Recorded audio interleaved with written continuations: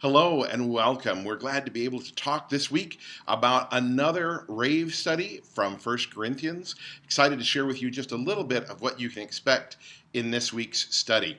As we're getting into it here, Paul is really talking about what it means to be different as disciples of Jesus, different from the world.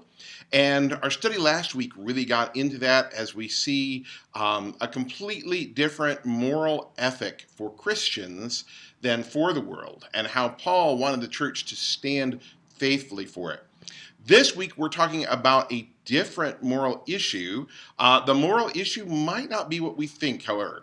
So, the inciting issue that we're talking about this week are actually lawsuits that occurred within the church.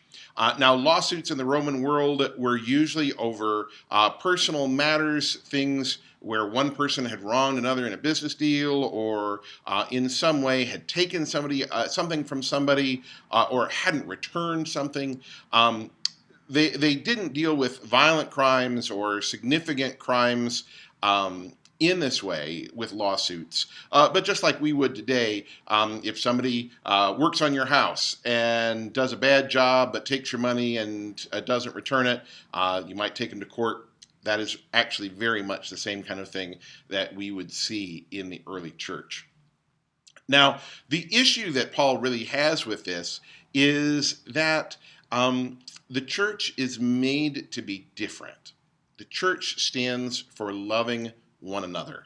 And so when we take lawsuits against each other in the secular courts, especially if people know that we're part of the same church, that we're a part of the same group, it really diminishes our witness. Now, just to give you some backdrop into the era, there were actually a ton of different kinds of cults and small new religious movements at the time that Christianity came onto the scene.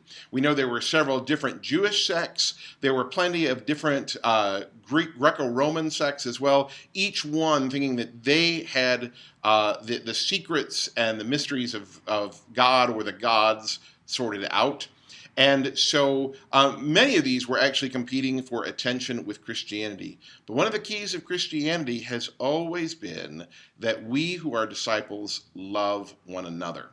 And so that's a key element of what we're talking about in this week's passage is actually our love and concern for one another that shows even when we've been wronged. Now, Paul talks to the church and says, why don't you set up judges to do this, even people of low account? He's basically saying anybody who's a part of the church is still a better judge than going into the secular world and having them judge us. He says this a bit sarcastically. He is not saying that everybody in the church is necessarily a good judge. He's really trying to take them to task to say, why haven't you already dealt with this within the church? Now, how he talks about this is something that is going to probably confuse or create issues for some people as they go through the questions, because Paul talks about the reasons why we can judge is that we are being trained by the Holy Spirit to become good judges, good discerners, to the point that we are said that we will even judge angels in the judgment. Now, you might be asking, what does that mean?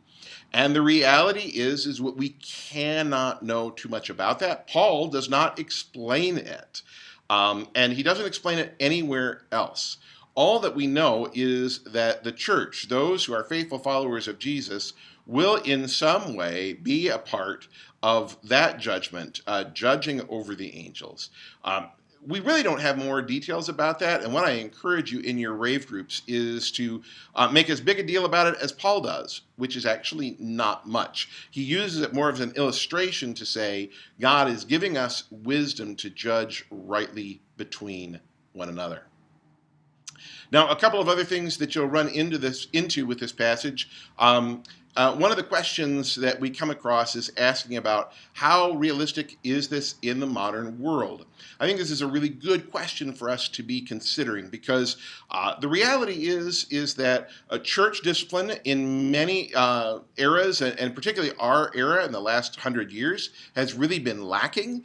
And the reason for that is because of the fact that we can just go to another church. If somebody at our current church says what you're doing is not right, if they rebuke you or correct you, all you have to do is say, I'm not interested in your church anymore. And the reality is you probably passed 10 churches on your way here. And so you could just go to one of them instead, not telling them about what you've done, what you were under discipline for at another church. This is not something that was true in the early church. And really, there was only one church in each city early on. And so it was a big deal to be judged and under discipline of your church. And the reality is that the modern church should be more concerned about when somebody leaves from one church and joins another to make sure that they weren't under discipline at their other church, that they aren't leaving to avoid the wise correction of their elders.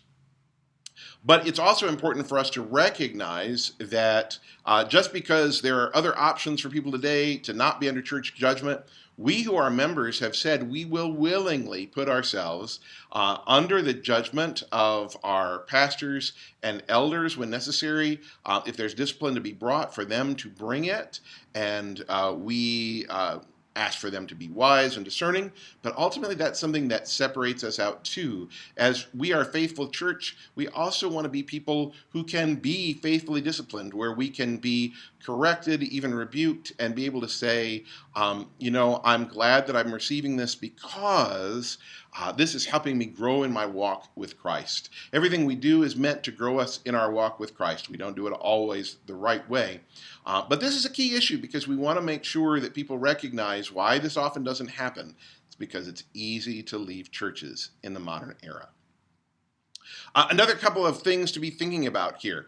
One of the most difficult things in this passage is Paul's question, why not be wronged? Why not suffer the lack of integrity of somebody else? This is something where I think it's very easy for people to say, well, that just doesn't work. The reality is it's never worked. It's never been easy to do. We do it because we want to honor the Lord. And something that we'll talk about in the sermon quite a bit is the fact that we would rather be disgraced, wronged in some way, than to bring shame to Christ and his church over issues that don't really matter. Now, this is something to be mindful of when we talk about this. It doesn't mean that we put ourselves in situations where we intentionally know that we're going to be wronged. We're also not talking about situations where somebody can be hurt physically or abused in some way. This is not a, just stand there and take it kind of thing. It's really saying that we do not want to see the church maligned when we have simple issues going on that should be resolved by Jesus' call to love one another. The last thing I want to talk about, and we're going to talk about this a little bit in the sermon, but it's something for us to be thinking about, is that we're continually called brothers and sisters by Paul in this. And the reality is that we cannot be wronged if we haven't truly invested in other people in the church. If all we do is, say hello to folks and show up, every couple of weeks for an hour, we're really not investing in the church. What these folks were doing when they had lawsuits in the church was wrong, but the reason that they had these issues was because they could indeed be wronged by other people in the church. They were investing their lives together. And so we need to be considerate of that while we might say these foolish Corinthians were suing each other and creating all sorts of a mess, part of the reason they did was because they were following the pattern of the early church to really throw their lives in together. And so when you talk about this, make sure that that's a part of the conversation as well, that we recognize that while these people had significant issues and dealt with them rather poorly, it was part of learning how to live life together faithfully, which is actually something we need to make sure that we're doing. Once again, I want to thank you for all of your hard work and your determination to help lead people to discipleship through our RAVE groups. Thank you for all that you do for that. I hope you have a great study together.